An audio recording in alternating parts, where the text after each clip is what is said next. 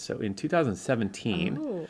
I bought this car. This was my dream car. Now, I know for some people you might be like, that's not a dream car. I don't care how much it costs. Like, this is the car that So, I want more than literally any in other high car. school, Bob was in a band and he wrote a song about a Jeep Wrangler, right? Yes. Just so it's been that long. This is making me sound pretty... People do things in high school. You're not the same person. But the point proves that he's been wanting this car for so long.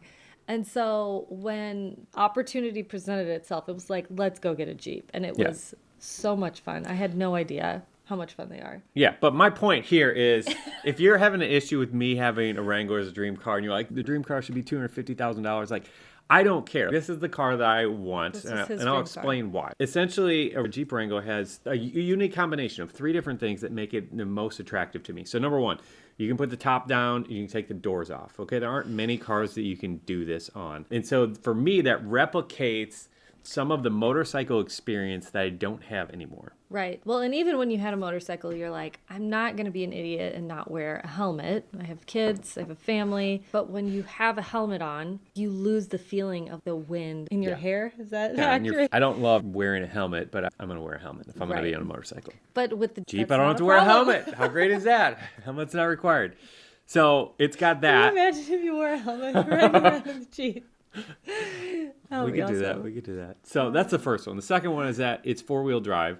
And so I can climb over stuff. I can drive around in the snow. And then on top of that, like, Wranglers are just incredibly customizable, and you can adapt them. You can buy all kinds of aftermarket stuff and just make it yours. And it's honestly, it's one of the easier cars, and I haven't done this, but to actually build from scratch and to take apart. It's like a Lego kit a little bit. And so it's just really nice for a lot of reasons. Yeah. So this is why Wrangler is my dream car. Okay. It's a Jeep thing. So now that we got that out of the way, so this was my dream car. Now let's talk about how I got to drive it for free. So back to this picture anyway. So this was when we bought it in 2017. I'm driving on the grass because it's a Wrangler. Like, why not? That's what I'm doing.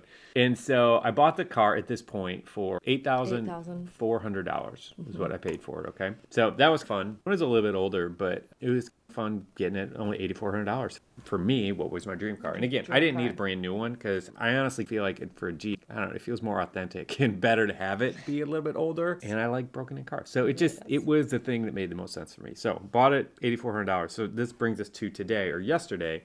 I ended up selling it for $11,300 after driving it for 4 years. That's right.